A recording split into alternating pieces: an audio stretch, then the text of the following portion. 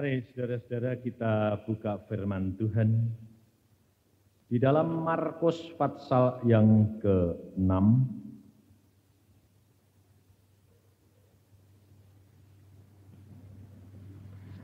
Markus pasal 6 ayat yang ke-45 mulai. Kita belajar akan firman Tuhan ini, saudara, supaya kita tahu bahwa apa yang dikehendaki Tuhan di dalam kehidupan kita ini.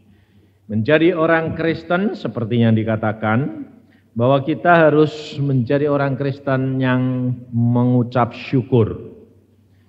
Tetapi untuk mengucap syukur, kalau saudara tidak mengenal akan Tuhan kita, saudara tidak mengalami secara pribadi, pengucapan syukurmu itu hanya di mulut. Pada waktunya engkau mengalami tantangan, pasti engkau akan gugur. Maka dari itu, untuk mengetahui iman percaya kita harus diuji melalui pencobaan, melalui penderitaan. Jangan saudara kira kalau saudara jadi orang Kristen terus banyak yang mengatakan begini, tidak pernah kena sakit, tidak pernah kena musibah, tidak pernah kena penderitaan. Itu perlu diragukan. Terus terang. Kenapa? Sebabnya kalau enak terus, orang itu tidak akan jadi kuat. Betul tidak? Orang hidup itu mesti diuji. Seperti kesaksian siapa tadi? Sandra. Hah? Sandra apa Sandra? Sandra, saya dengarnya kok Sandra, tak pikir kok Sandra, kok perempuan, kok laki. Dia mau menginjil malah kena sakit, saudara tahu. Loh, kalau enggak ngalami kayak gitu, itu nanti enggak lihat kemuliaan Tuhan. Maka dari itu kita belajar. Firman Tuhan berkata, dengan membaca firman Tuhan, maka iman saudara itu akan menjadi kuat. Di mana letaknya rahasia wong baca Alkitab kok jadinya bisa kuat? Kenapa? Karena Tuhan Yesus berkata bahwa aku tidak pernah berubah. Kalau dia dulu melakukan, sekarang dia tetap melakukan. Percaya enggak? Hah? Ngalami enggak? Lah itu masalahnya. Alami saudara. Karena sekerap kali saudara berkata begini, mau ngalami yang enak. Berkatnya mau. Susahnya mau enggak? Enggak mau. Lah ini salah. Orang Kristen begitu tuh salah. Tuhan tuh mendidik kita itu harus berani menghadapi kenyataan. Hidup di dalam dunia ini, kasih Allah itu, firman Tuhan berkata apa? Allah mengasihi orang Kristen, gitu. Hah? Bilang apa Alkitab? Allah mengasihi isi dunia, termasuk orang yang tidak Kristen, tidak? Termasuk toh? Lah apa bedanya kamu sama orang yang tidak Kristen? Ini yang saudara harus tahu. Kita kerap kali iri lihat orang lain. Karena apa? Karena saudara ini tidak ngerti Alkitab. Maka dari itu saya dari kecil, saya pada waktu dipanggil Tuhan umur 12, Tuhan berkata begini, baca Alkitab. Saya tidak ada yang nyuruh. Sebabnya apa? Saya ini tidak pernah kepingin jadi orang Kristen. Karena orang Kristen itu munafik. Kalau Minggu baik, kalau Senin sampai Setu rusak, bobrok. Buktinya yang saksi tadi itu umur 12 sudah Baptis selam lagi. Katanya kalau dibaptis selam kan mati toh. Tapi nyatanya ya hidup kok dagingnya kok. Masih tidak karu-karuan. Saudara tahu, kalau saya lihat orang Kristen, saya tidak bisa jadi Kristen. Kenapa? Orang Kristen itu munafik, saya bilang. Jujur, ya toh. Hamba Tuhan pun banyak yang munafik. Di atas mimbar ngomongnya baik, di belakang mimbar tidak karu-karuan. Loh betul enggak? Makanya itu kamu ini mau masuk surga itu mau ngikuti orang, ngikuti pendeta, atau ngikuti Yesus. Kalau ngikuti Yesus, jangan lihat orang lain.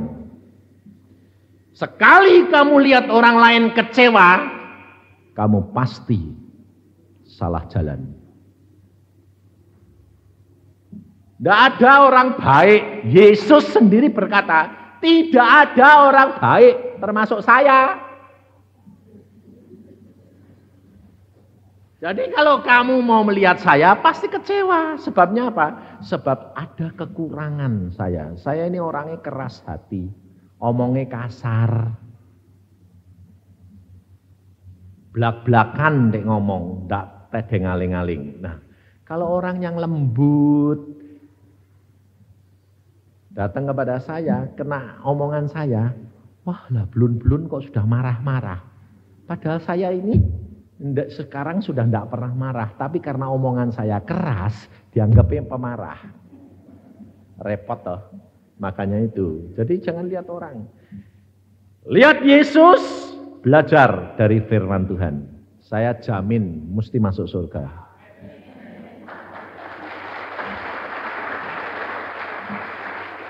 Tapi ada tapinya.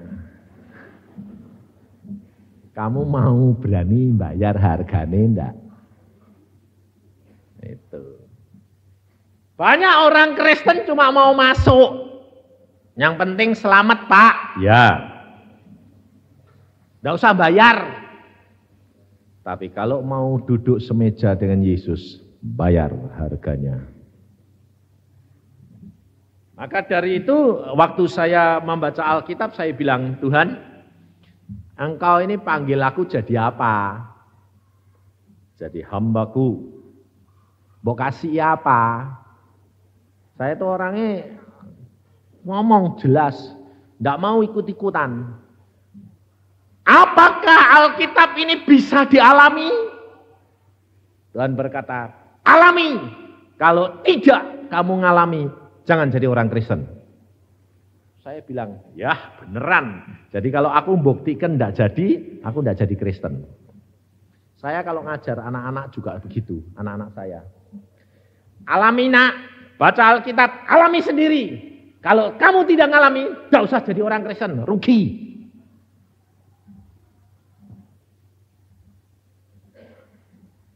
Karena apa saudara?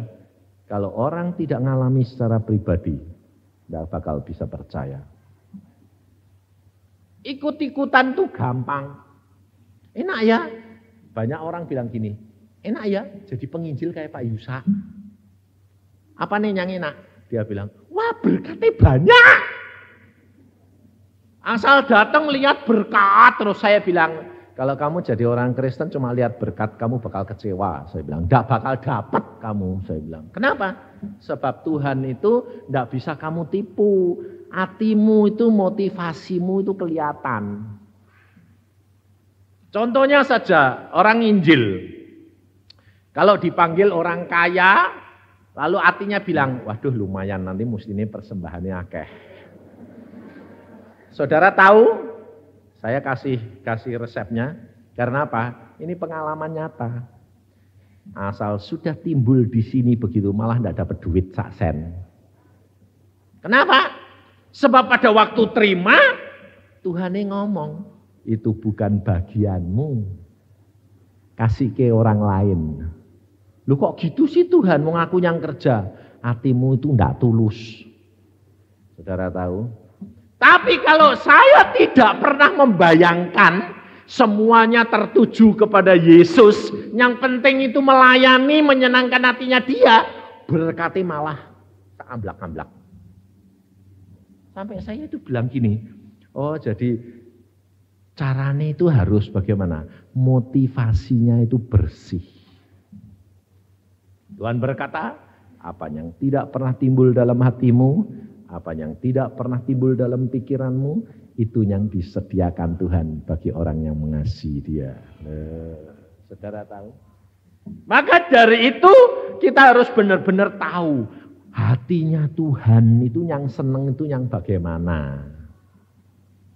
Maka kita belajar dari firman Tuhan ini, saudara akan tahu. Di dalam Markus pasal yang ke-6 ini ayat 45, sesudah itu Yesus segera memerintahkan murid-muridnya naik ke perahu dan berangkat lebih dulu ke seberang, ke Betsaida. Sementara itu ia menyuruh orang banyak pulang. Setelah ia berpisah dari mereka, Yesus pergi ke bukit untuk berdoa. Ketika hari sudah malam, perahu itu sudah di tengah danau, sedang Yesus tinggal sendirian di darat. Ketika Yesus melihat betapa payahnya mereka mendayung karena angin sakal, maka kira-kira jam 3 malam ia datang kepada mereka berjalan di atas air. Dan ia hendak melewati mereka. Ketika mereka melihat dia berjalan di atas air, mereka mengira bahwa ia adalah hantu. Lalu mereka berteriak-teriak sebab mereka semua melihat dia dan mereka pun sangat terkejut.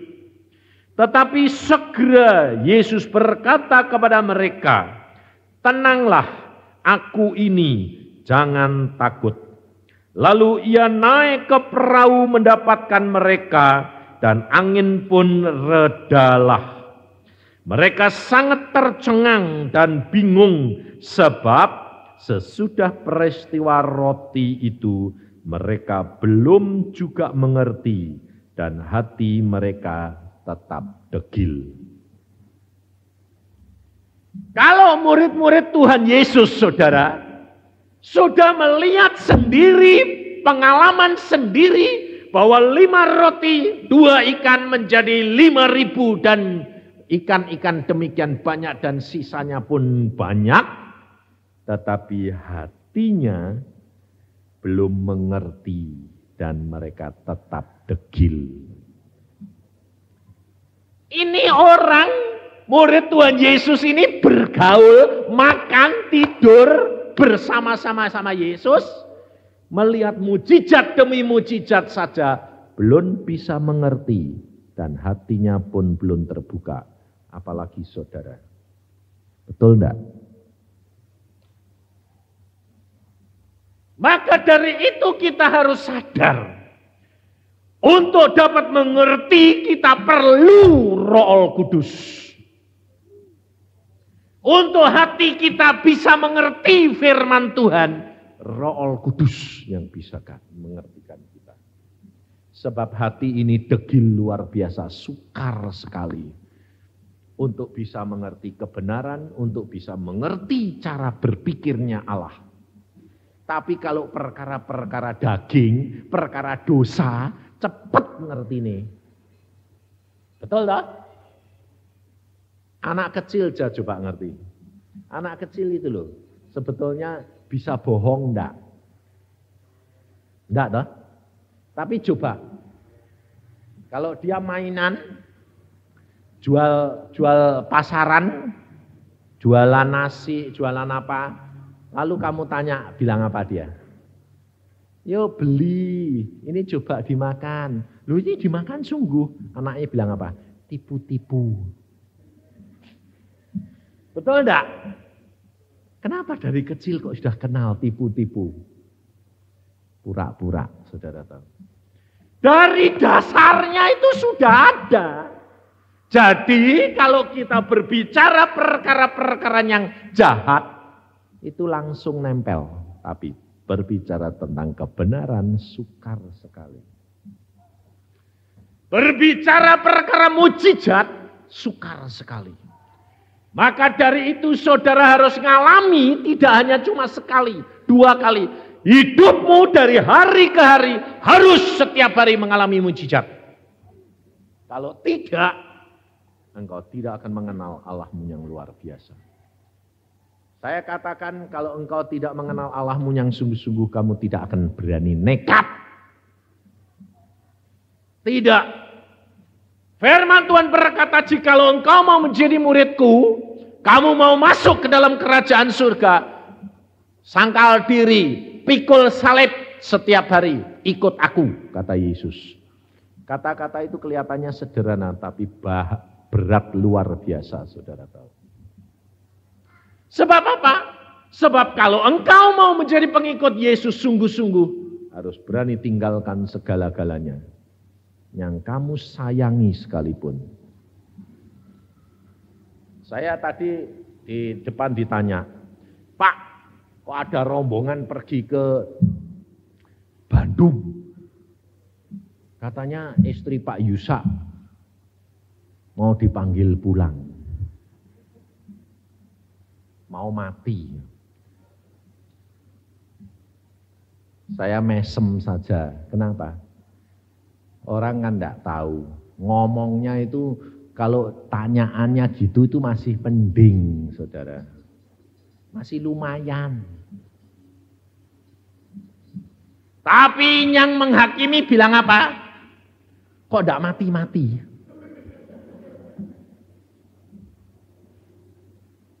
Lah rumah saya itu ditelepon terus hari-hari itu. Bagaimana Pak Yusa? Sudah mati. Kira-kira orang itu orang malah bantu doa atau malah orang yang iri?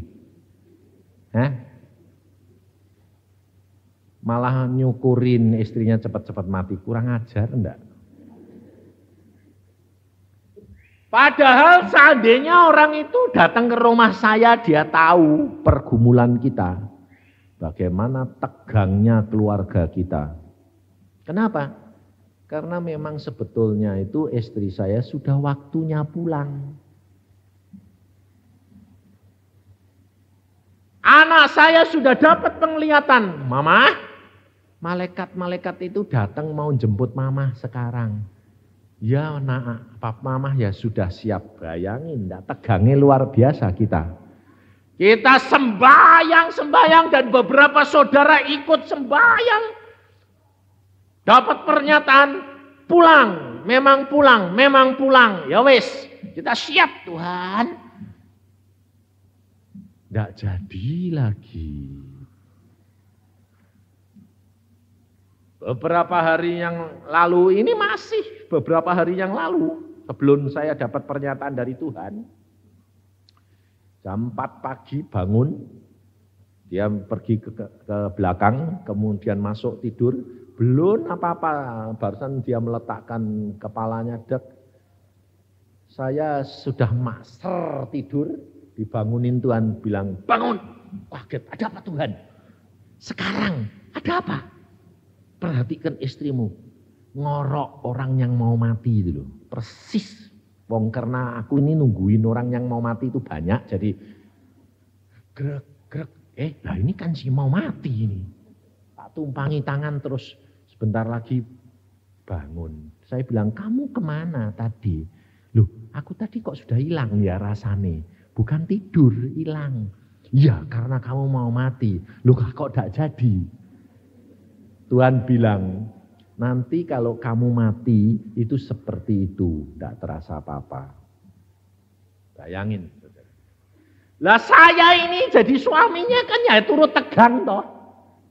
Jadi kalau tidur itu saya tidak bisa nyenyak. Kenapa? Takut tahu-tahu bangun wis hilang. Jadi rohani jasmani ini tegang loh saudara. Anak-anak saya ya tegang. Jangan kira wong kita itu kalau diberitahu kita itu rela. Bukan kita itu seneng kehilangan istri. Siapa yang seneng kehilangan istri siapa? Ada yang punya simpenan. Betul tak? Yang punya simpenan mesti seneng kalau kehilangan istri. Sebabnya apa? Ben cepet-cepet bisa kawin lagi. Lah apa dikira aku ini punya simpenan? Sedang Tuhan sudah ngomong sama saya, kalau istrimu pulang, kamu tidak boleh kawin. Hidupmu harus kau persembahkan 100% untuk aku. Jadi mau tidak mau, ini rohani jasmani ini sembayang terus. Tuhan, engkau sewaktu-waktu kasih tahu aku, Tuhan. Ya sudah. Dan ternyata baru hari Minggu pagi saya mau berangkat. 4:30 pagi. Tuhan ngomong sama saya, ngomong sama istri saya. Dan dia jelas memberikan penglihatan kepada istri saya dengan jelas gamblang.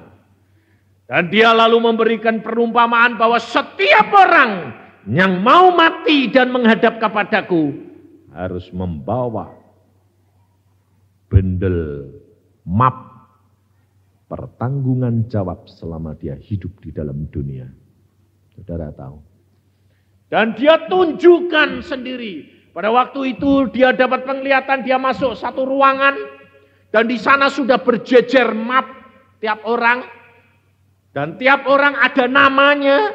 Dan dia pada waktu masuk, dia lalu lihat mapnya itu warnanya jambon. Dia memang senangnya itu warnanya jambon. Sebab bunga-bunga yang dibuat peti matinya dia juga sudah dibuat. Warnanya juga jambon. Dia buat sendiri. Nah, kemudian dia lihat, loh, mapnya ada tulisan nama dia dan disobek dan dibuang. Lalu dia bilang, loh, map saya kok dibuang, kenapa? Diambil sama dia. Lalu Tuhan berbicara jelas. Lulus, tidak jadi berangkat, ditunda. Lalu dia bilang, loh Tuhan, kok dibuang? Lulus, tidak jadi berangkat, ditunda.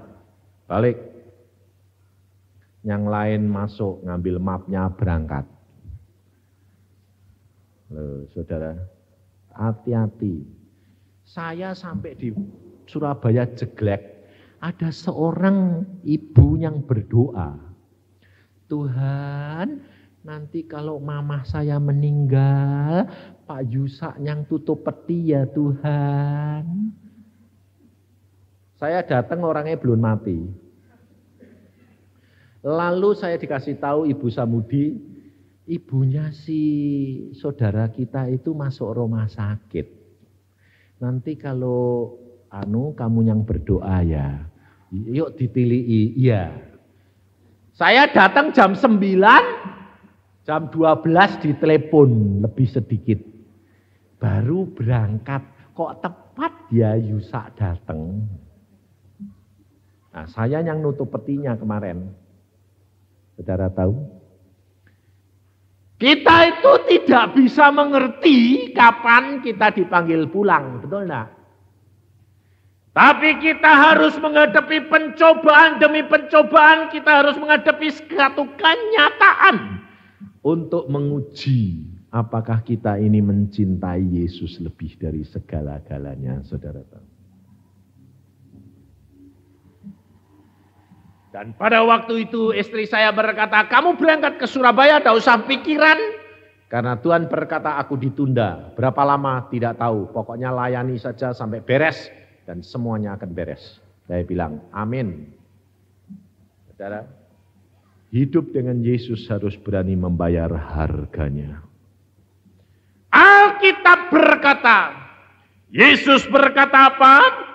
Yesus memerintahkan muridnya naik ke perahu dan berangkat lebih dahulu ke seberang. Yesus tidak bersama-sama dengan dia. Yesus naik ke atas gunung berdoa. Yesus memerintahkan murid-muridnya naik perahu ke seberang. Untuk setiap orang yang melalui danau Genesaret, Untuk setiap orang melalui laut Galilea harus menghadapi risiko. Akan ada angin ribut, akan ada gelombang yang besar dan angin sakal. Saudara dan saya hidup di dalam dunia, setiap orang harus menghadapi kenyataan. Pedagang harus menghadapi masa-masa yang sepi dan bangkrut. Bisa enggak? Jangan lalu berkata begini, orang Kristen mesti berkat. Kalau kamu beres terus. Ayub diberkati, melimpah. Sampai satu saat Tuhan mau meningkatkan, dibikin habis lebih dahulu. Caranya Tuhan perhatiin saudara. Maka dari itu ucapkan syukur dalam segala perkara. Apapun yang menimpa kepadamu, kalau itu kehendak Tuhan, jangan takut. Asal engkau benar di hadapan Tuhan, pasti ditingkatkan lipat kali ganda. Itu caranya Allah. Makanya kamu harus mengenal caranya Allah ini. Kita kerap kali maunya apa? Maunya berkat tapi tidak mau mengalami ujian. Kapan saudara dapat naik?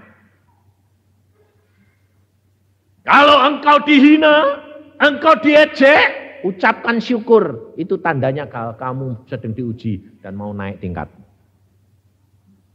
Makanya saya tidak urusan. Diapain masa bodoh, rileks saja, berjalan dengan Yesus, pandang Yesus, jangan ngurusi manusia. Manusia-manusia itu apa, munafik.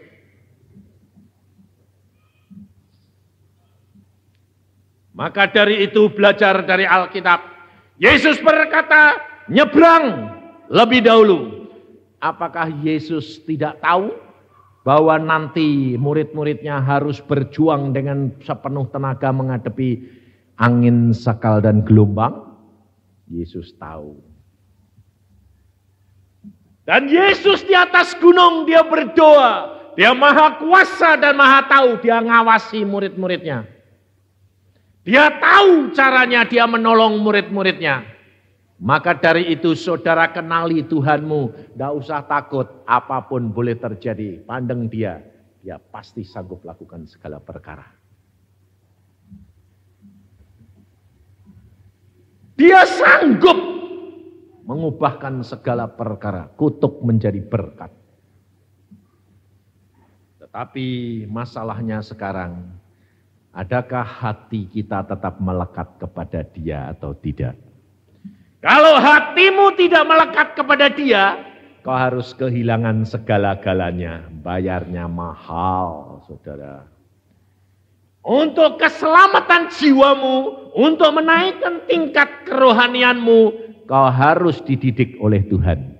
Kalau engkau dihukum oleh Tuhan, ucapkan syukur. Karena apa? Firman Tuhan berkata, mari kita buka firman Tuhan di dalam 1 Korintus pasal yang ke-13. Maaf, bukan 13, 11. 1 Korintus 11 ayat yang ke-32. Tetapi kalau kita menerima hukuman dari Tuhan, kita dididik supaya kita tidak akan dihukum bersama-sama dengan dunia. Ini rahasia Allah yang luar biasa, saudara. Jikalau saudara dihukum oleh Tuhan, saudara ini sedang dididik. Saudara ini supaya tidak mengalami hukuman nanti bersama-sama dengan dunia. Saudara ini disembunyikan oleh Allah, disendirikan. Jadi untung malahan. Sebabnya apa? Sedikit dihukum, sedikit dihukum. Kalau orang dunia, hukumannya itu tidak dijalankan sekarang, tapi ditimbun. Nanti tahu-tahu segudang. Hukumannya tidak kuat dan akhirnya dilempar ke dalam neraka. Tapi kalau saudara dihukum dari sedikit, enak. Ini pengalaman kami. Apapun saya berkata, Tuhan terima kasih. Diuji apapun, terima kasih. Karena apa? Saya tahu kalau Tuhan nguji pasti ini sudah waktunya aku dinaikkan tingkat lagi. Dan saudara tahu berkat rohani dan jasmani melimpah, saudara tahu. Luar biasa. Karena Tuhan kita itu Tuhan yang luar biasa. Kita menjadi pedagang, saudara ikut Yesus, saudara tidak mengira kalau engkau kena tipu. Engkau tidak mengira kalau barang yang kamu terima itu malah barang busuk, barang curian kadang-kadang. Lalu kamu kerembet-rembet. Tidak kira, itu risiko sebagai seorang pedagang. Sakit, kelelahan, itu risiko yang harus dihadapi setiap anak Tuhan. Tetapi dengan masalah-masalah itu engkau akan tahu iman percayamu kepada Yesus itu sampai di mana. Apakah engkau tetap mengucap syukur ataukah kamu ngomel? Itu akan diukur. Ngomel, rugi. Mengucap syukur, untung. Tapi untuk mengucap syukur gampang enggak? Dianggap orang gila. Waktu saya terima telepon dari Jakarta, ada seorang ibu. Dia telepon begini. Pak Yusa, bagaimana dengan tante? Oh baik, sampai sekarang enggak apa-apa. Lalu saya bilang, indah Tuhan itu. Loh, tante tapi katanya mau dipanggil pulang. Ya, lah kok Pak Yusa enak saja, tenang saja. Lah mau apa? Jawabannya apa kamu tahu? Saya bilang, lah mau apa? Wong kita mengasihi Yesus lebih dari segala-galanya. Jawabannya ibu apa? Orang itu bilang apa? Memang Pak Yusa itu orang tidak punya perasaan. Bayangin saudara. Bayangin saudara. Justru kalau kita itu mencintai Yesus lebih, dicap orang dunia itu apa? Gila, tidak punya perasaan. Wong istrinya mau pulang kok ketawa-ketawa, bayangin. Lah saya bilang, loh, lalu istri saya mau pulang itu saya suruh apa? Ya sedih kek. Loh lah kalau saya sedih itu lalu kalau Tuhan lihat sedih, lalu Tuhan bilang, karena sedih ya sudah tak kasih balik. Apa gitu? Enggak. Kalau engkau mengucap syukur menjadi pelaku firman, Yesus hatinya enggak sampai, betul enggak? Itu orang Kristen, saya bilang, memang kamu itu aneh. Bayangin, saya bilang, kalau saya enggak aneh, itu enggak Kristen, saya bilang. Lalu dia bilang, ya sudah pokoknya enggak apa-apa toh. Enggak, ya sudah tutup. Saya bilang, puji Tuhan. Sampai istri saya itu ngomong sama saya sendiri begini. Yang, dia kalau manggil saya kan sayang. Yang, kamu ini kok kasihan siang. Yang, kenapa? Hampir orang semua itu nuduh kamu itu enggak sayang saya. Saya bilang lah, tapi yang penting kan kamu yang tahu toh bahwa saya sayang kamu toh. Ya, orang lain Tuhan cuma menghakimi saja. Biarin, yang penting kan saya sama kamu, saya bilang. Sampai istri saya tuh orangnya lucu. Di depan anak-anak saya bilang, nak, nanti kalau saya mamah pulang, papa biar kawin lagi sih nak. Anaknya bilang, enggak. Loh, kasihan, enggak ada yang jaga. Saya bilang, kamu itu ya aneh-aneh kok. Wong Tuhan sendiri sudah ngomong sama saya kalau kamu pulang itu tidak boleh kawin. Kok nganjuri orang kawin meneh. Golek masalah, golek penyakit kawin itu aku meneng. Masa mbok sangkai ngurusi perempuan tuh gampang apa aku meneng. Loh betul enggak? Ngurusi perempuan tuh susah loh. Tapi perempuan ngurusi laki itu ya lebih susah. Sebabnya apa? Susahnya kenapa? Karena diktator.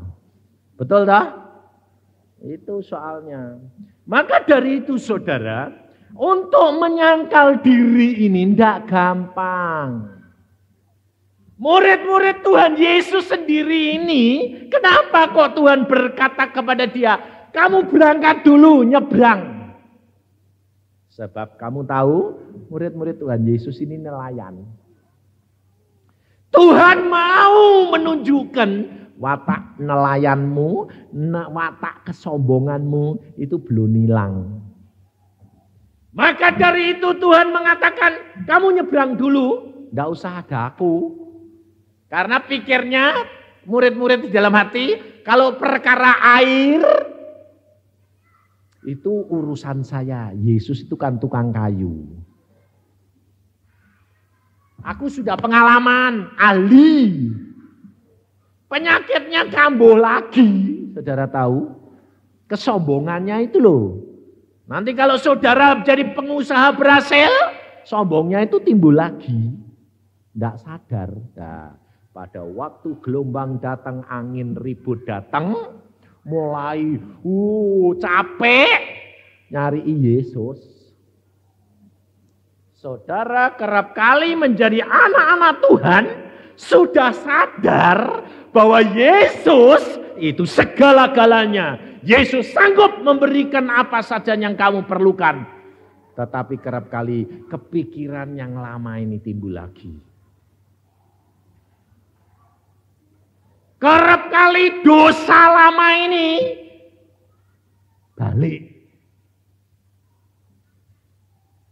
Jangan coba-coba ya. Kalau pedagang-pedagang ini capek, zaman dulu senang dipijet-pijet. Nanti kalau sudah berhasil pergi ke kota lain, capek, mulai pijet-pijet. Kalau enggak jatuh, kembali hati-hati kamu. Biasanya balik lagi karena apa? Setan tahu kelemahan kamu. Tukang judi, jangan coba-coba masuk. Lihat-lihat, mesti main, enggak bisa, tidak. Sebab Yesus sudah memberikan contoh, murid-muridnya tidak bisa menghilangkan keakuannya. Tanpa dididik secara nyata. Menghadapi kenyataan. Setelah dia menghadapi angin ribut, setelah dengan tenaganya sendiri habis, baru Yesus berjalan di atas air menyatakan dirinya. Dan perhatiin saudara, di dalam ayat yang ke-50, sebab mereka semua melihat dia dan mereka pun sangat terkejut. Tetapi segera Yesus berkata kepada mereka, tenanglah aku ini, jangan takut. Ayat 51, lalu ia naik ke perahu mendapatkan mereka dan angin pun redalah. Perhatiin.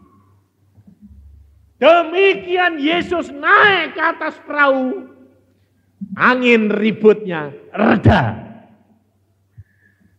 Mereka harus melihat satu kenyataan, bahwa Yesus segala-galanya.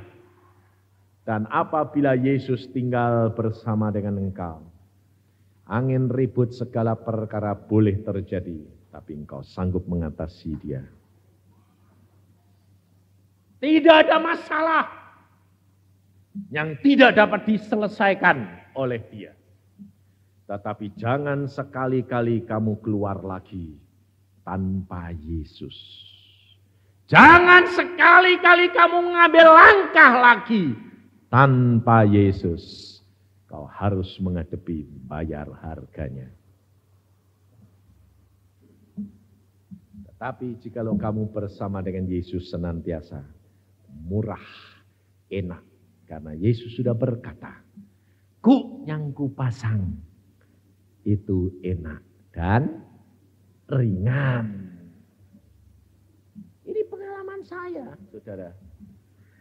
Menghadapi kematian istri saya, ringan. Saya diserang oleh hamba-hamba Tuhan, dikatakan apa? Kamu kan bisa minta sama Tuhan. Tuhan kan berhak memberikan orang yang minta. Firman Tuhan berkata, minta maka diberi kepadamu. Kenapa istrimu tidak mau minta? Saya berkata, aku seorang hamba. Aku belajar dari Yesus. Dan saya pernah minta, Tuhan, Engkau tahu kelemahanku. Engkau tahu kelemahan anak-anakku. Engkau tahu segala kebutuhanku. Kami masih memerlukan istri, ibu, atau tidak. Itu Engkau lebih tahu daripada aku. Kalau Engkau mengatakan pulang nak, ambil. Dan Engkau yang menjamin kami. Karena itu hakmu. Dan saudara tahu, iman yang terbesar bukan iman mengadakan mujizat. Bukan iman peminta-minta. Tetapi iman yang terbesar adalah iman yang bisa menerima kehendak Bapa. Karena itu imannya Yesus Kristus Tuhan. Maka dari itu saudara, hidup penyerahan itu tidak hal yang gampang. Kita harus berani menyangkal diri, kita harus berani serahkan segala-galanya. Menghadapi kenyataan pencobaan kita masih dapat mengucap syukur. Tapi bukan berarti masa bodoh. Kalau kita menghadapi kenyataan lalu firman Tuhan berkata kepada keluarga kami bahwa istri saya harus pulang. Lalu kita bilang, pulang ya pulang, masa bodoh? Tidak. Saya berkata kepada istri saya, kalau kamu harus pulang, kamu siapkan dirimu. Sediakan segala-galanya. Apa saja yang kamu ingin. Dia berkata, aku sediakan sendiri semuanya. Setelah selesai, aku siap. Dan setelah disediakan peti mati, bunganya, yureknya, sarung tangannya, sepatunya, semuanya siap. Sampai make up-nya disiapkan. Saudara tahu? Apakah enggak itu orang gila? Enggak ada orang mau mati nyapi badannya dewek. Sampai dia panggil tukang make up temannya, dia bilang, riasi saya kalau nanti saya mati, riasnya seperti apa yang aku suka ya. Lalu dicoba, dia diriasin, jangan terlalu nyolok, yang tenang saja, yang sederhana. Saya sedang tidur, istri saya itu diriasi temannya. Lalu dia pakai pakaian putih yang dia pakai mau mati nanti. Dia pakai handskun segala, pakai sepatu putih. Sudah selesai, saya dibangunin. Lah saya bangun tidur kan kagetnya luar biasa tuh. Ada apa? Lu kok pakai pakaian putih? Kayak ini kan pakaian sing mau kamu mati toh. Lah iya tak pakai dulu. Jadi saya bisa lihat nanti kalau aku mati aku kayak gini. Ada enggak orang model orang mau mati masih gurauan kayak gitu? Lalu apa? Ayo yang bangun. Aku ini tidur apa ngimpi? Saya bilang. Loh kamu ini masih hidup loh, enggak apa-apa, orang tak bangunin. Kenapa? Yuk potrek sama saya, bayangin.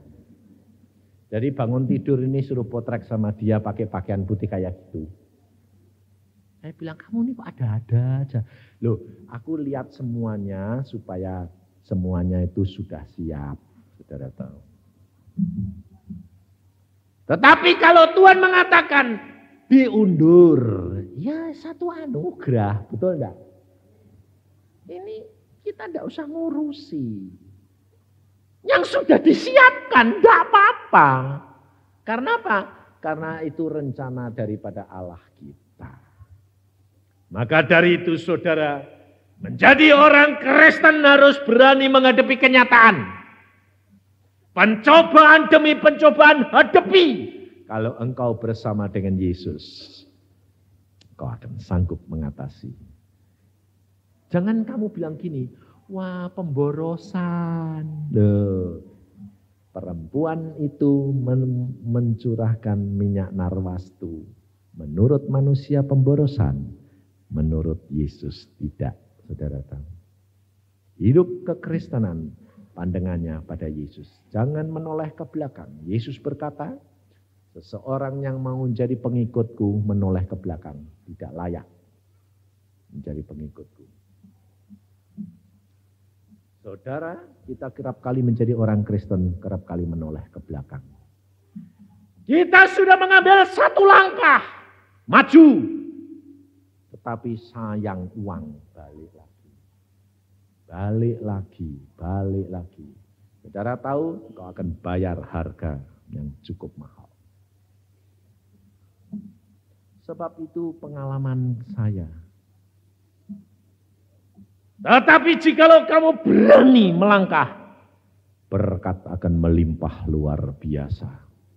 Dan Allah tidak pernah terbatas kuasanya dan memberkati kamu. Boleh sepi, boleh kurang, boleh sulit, tapi Allah sanggup memberkati saudara langkah demi langkah.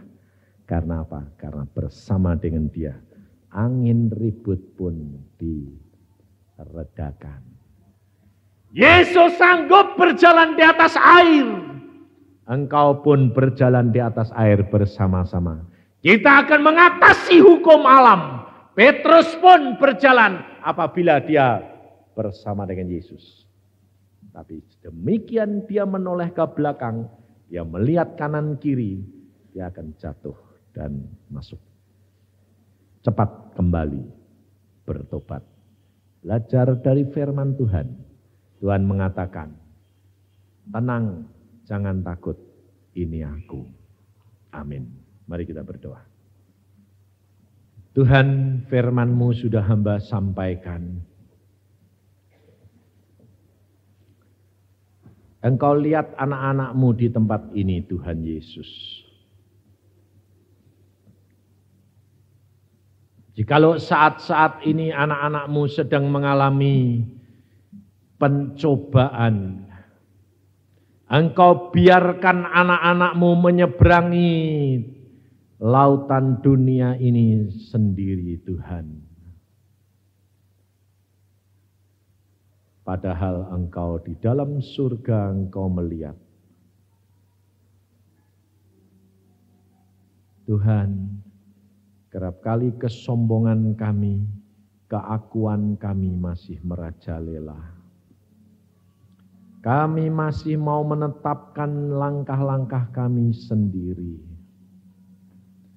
Kami kerap kali merasa kami mampu.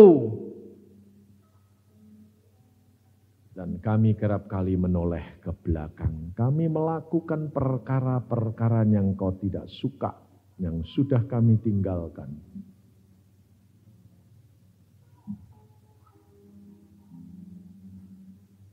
Suami-suami masih kerap kali diktator dan bertindak sewenang-wenang terhadap istrinya. Istrinya kerap kali tidak jujur di hadapan suaminya. Tuhan, Engkau biarkan segala perkara ini angin ribut terjadi. Karena Engkau mengingatkan, tanpa dengan Yesus, angin ribut akan selalu tiba. Tetapi apabila Engkau masuk di dalam bahtera kami, Tuhan, maka segera angin ribut yang kami hadapi pun akan reda dengan sendirinya. Karena kami tahu, Engkau yang punya jagat raya, Kau yang punya segala-galanya bagi kami. Tuhan, Kau mengatakan, pada saat ini saudara Tuhan mengatakan kepada saya, ada anak-anak Tuhan yang penuh dengan ketakutan, kekhawatiran, sedang dilanda oleh angin ribut ini. Takut tenggelam.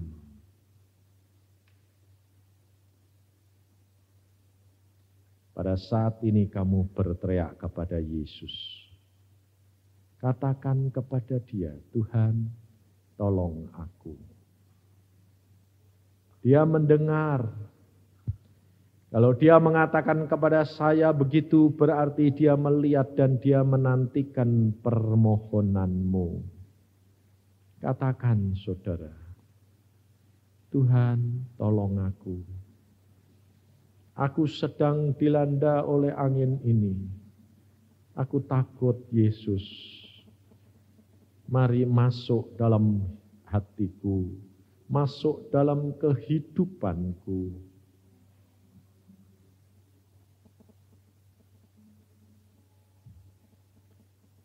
Kia karata syakata kuria kata kai.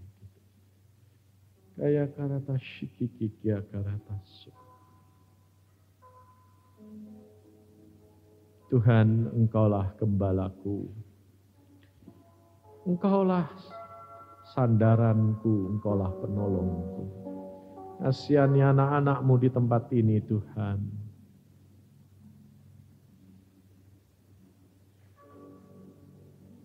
Katakan saudara, suami tidak akan mengerti, istri tidak akan mengerti, orang lain tidak akan mengerti, tapi Yesus mengerti engkau.